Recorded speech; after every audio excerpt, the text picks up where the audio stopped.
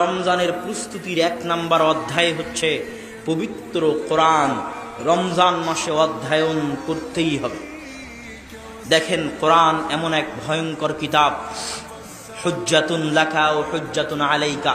আল্লাহর রাসূলের হাদিস পড়ছি আপনার সামনে। এই হাদিসের অর্থ কি?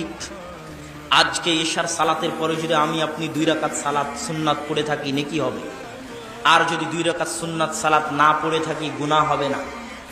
ফজরের আগে 2 রাকাত সুন্নাত যদি পড়ে থাকি, নেকি হবে। যদি না পড়ে থাকি, গুনাহ হবে না। তাহলে কোরআন কি এরকম যে কোরআন পড়লে প্রতি হরফে 10 নেকি হবে, আর কোরআন না পড়লে কোনো সমস্যা নাই? আপনার কি মনে হয়? কোরআন খুবই ভয়ঙ্কর কিতাব, খুবই ভয়ানক কিতাব। আল কোরআন ইয়াতাকাল্লামু ইয়াউমাল কিয়ামাহ। কোরআন কিয়ামতের মাঠে কথা বলবে। আপনার কাছে আশ্চর্য লাগতে পারে, কোরআন কিভাবে কথা বলবে? আমার প্রশ্নের উত্তর দিবেন, গরু ছাগল কথা বলতে পারে? গরু ছাগল কথা বলতে পারে? আমি আপনি কথা বলতে পারি? তো গরু ছাগলকে কথা বলতে দাও, কথা বলার সুযোগ দিল না, আমাকে কথা বলার সুযোগ দিল, সেই সত্তা কে? আল্লাহ।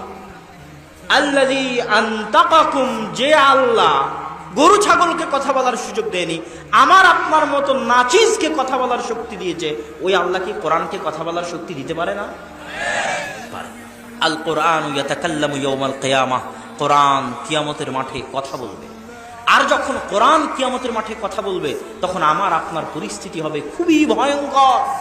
সুন্নাতের মতো নয়, নফলের মতো নয়, রাখলে নেকি না রাখলে গুনাহ নাই, এটা নয়। আল কোরআন হুজ্জাতুন লাকা ও হুজ্জাতুন আলাইকা।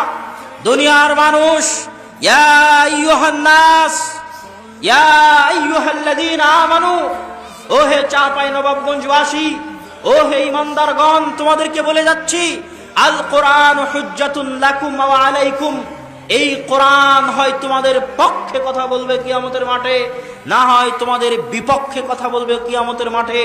আল্লাহ রাসূল বলেননি যে কোরআন কিয়ামতের মাঠে যে কোরআন পড়েছে ওর পক্ষে কথা বলবে, আর যে কোরআন পড়েনি কোরআন চুপ থাকবে।